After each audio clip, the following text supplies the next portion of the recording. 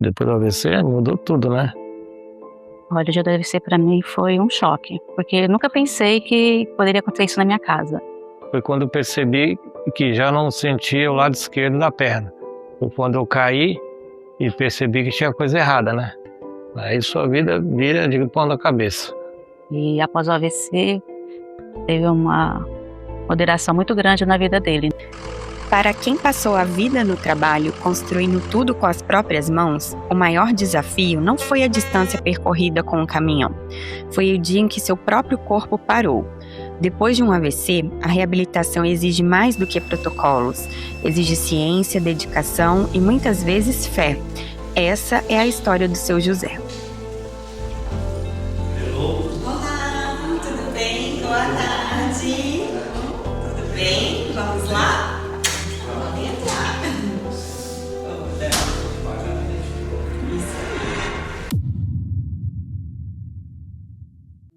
O José não é um caso isolado. O AVC é hoje a segunda causa de morte no Brasil.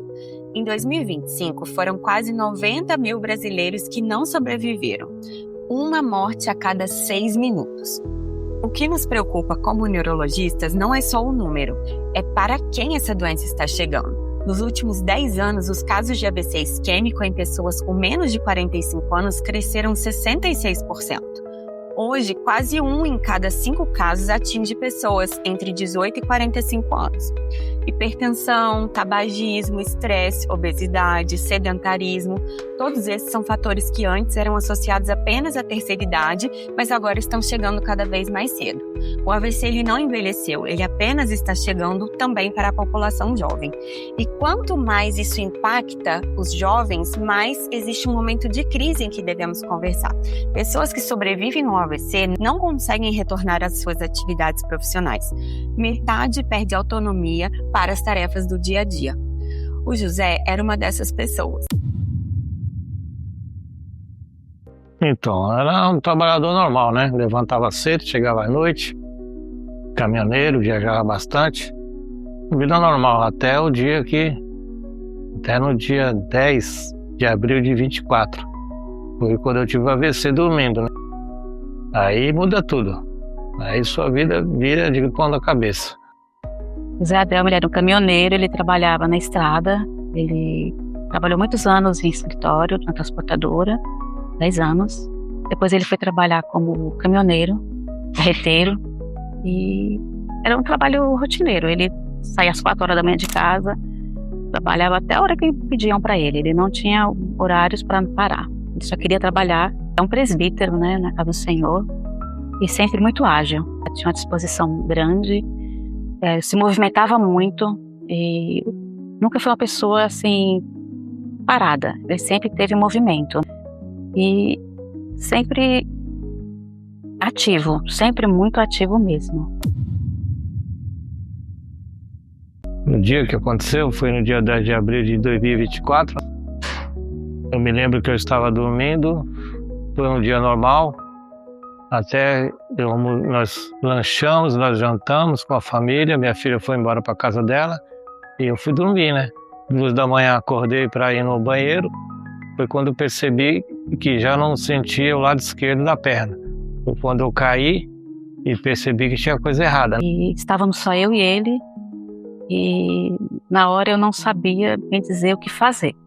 Eu só pedi a Deus para me dar forças e agilidade para ajudar ele em tudo ali e demonstrar que eu não ia deixar ele ver a minha fraqueza para não assustá-lo, porque na hora foi muito difícil, porque é uma cena que você guarda na memória, que você pensa que você não vai dar conta de entender aquilo, e você tem que ajudar a pessoa que está do seu lado, para ela não fraquejar e não se assustar com o que está vendo, mas foi muito assustador mesmo. Aí nós fomos primeiro para o UPA, para atendimento, depois nós fomos encaminhados para o Hospital Geral de Guarulhos e depois nós fomos transferidos para o Hospital Paulistano aqui em São Paulo, né? Foi quando a gente conheceu a doutora Fernanda, tudo, e deu seguimento no tratamento. Então, conheci ela lá no Hospital Paulistano, né? Desde os primeiros dias de tratamento, conhecemos ela lá. E aí assim ela resolveu dar seguimento no tratamento, e a gente continuou confiando, né, no trabalho dela. E após o AVC, teve uma moderação muito grande na vida dele, né? Ele teve muita depressão, dizer a palavra certa, muita dificuldade para aceitar a forma que ele teria que agir a vida dele depois do AVC. Depois do AVC mudou tudo, né? Aí a gente já se afasta do emprego. Por exemplo, eu costumava lavar o quintal, lavar o meu carro, já não consigo mais fazer isso, até por indicação de fisioterapeutas para evitar quedas e machucar, né? E aí complicava o tratamento, né? Mas graças a Deus, consciente de tudo, né? Daquilo que a gente teria que fazer. E o que veio no meu coração sempre foi começar tudo de novo, é a reabilitação, né? Até passei por alguns médicos que disseram, olha, agora é só fisioterapia, não tem mais o que fazer. Claro que a gente tem uma fé em Deus e sabe que Deus pode fazer o impossível, né? E a gente dá, vamos dizer, seguimento daquilo que os doutores nos orientam, né? Fisioterapia, certos cuidados, os tratamentos. Eu resumo tudo numa só palavra, numa só questão, é a fé em Deus, né? Porque Ele coloca pessoas na nossa vida que nos orienta aquilo que nós devemos fazer, mas é isso.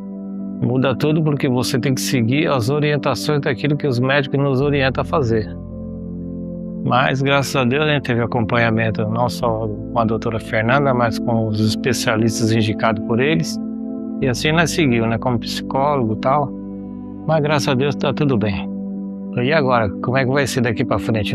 Você se preocupa, você é pai de família, você tem seus afazeres, suas responsabilidades, né? Então, a gente passa a viver uma situação meio de preocupação, vamos dizer assim, né? Mas nada de desespero. Bom, o seu José chegou muito rígido, com pouca amplitude de movimento, os movimentos bem restritos, principalmente de perna, de mão, muita rigidez muscular no braço, na perna. E o objetivo era que a gente melhorasse isso ao longo do tratamento associado à neuromodulação. Então, após a neuromodulação, onde a doutora Fernanda faz os estímulos, os impulsos elétricos, a gente consegue ter mais ganho para amplitude, para força, para movimento. E ao longo das sessões foi isso que a gente foi observando, que ele conseguiu manter a força muscular. Eu consegui, além de manter um ganho maior de força, a gente viu que a marcha dele melhorou muito durante as sessões. A cada sessão com a doutora Fernanda, a gente via que a marcha dele ia melhorando, os movimentos da perna para melhora de marcha. Após a neuromodulação, a gente vê que as atividades de vida diária dele melhorou bastante, né? Ele falou que agora ele consegue subir e descer as escadas da casa dele com muito mais facilidade. Ele estava usando o apoio da bengala, ele não está mais usando. Então a gente vê que são respostas positivas após a neuromodulação associada com a fisioterapia. Foi que a gente começou com os obstáculos, né? O obstáculo mais baixo, e a cada sessão a gente viu que ele estava ganhando mais amplitude e a gente conseguiu finalizar tudo, já ele no terceiro obstáculo, quando a gente colocava os obstáculos para ele ir atravessando. E o tratamento é sempre individualizado, humanizado. Cada paciente, eu e a doutora Fernanda, a gente trata um objetivo para cada paciente, o que a gente pode melhorar, o que a gente pode ganhar para o paciente ter uma qualidade de vida e voltar às atividades de vida diária o quanto antes. Quando falamos em neuromodulação, nós estamos falando de algo que o cérebro já faz naturalmente, se reorganizar. A neuromodulação me deu mais, vamos dizer assim, mais ânimo, mais esperança de que a coisa ia evoluir. Foi um ponto mais positivo. Por isso que eu consegui entender melhor. Depois de um AVC, existe uma área lesada. Mas o cérebro tem uma capacidade incrível chamada de neuroplasticidade, que é a habilidade de criar novos caminhos, novas conexões para compensar o que foi perdido. A neuromodulação não invasiva usa estímulos magnéticos ou elétricos para ativar essa capacidade. Ela desperta áreas do cérebro que ficaram subutilizadas depois da lesão e ajuda a restabelecer circuitos que o AVC interrompeu. Não é um tratamento milagroso, é uma ferramenta e, como toda ferramenta, só funciona quando usada com indicação adequada dentro de um plano de reabilitação, com fisioterapia e acompanhamento. A razão pela qual fazemos as duas juntas é porque o efeito se multiplica. A neuromodulação abre uma janela de maior plasticidade no cérebro e é exatamente nessa janela que a fisioterapia entra com exercícios, repetição e estímulo funcional. Um vai potencializar o outro. A neuromodulação tem evidências em diversas condições neurológicas, como enxaqueca crônica, dor neuropática, depressão resistente a medicações, doença de Parkinson, distúrbios do sono, fibromialgia, entre outros. Cada caso exige avaliação individual. Não existe uma indicação universal. O que existe é um plano construído para aquele paciente específico. A ciência sobre a neuromodulação está em constante evolução. As evidências internacionais são robustas para as diversas indicações.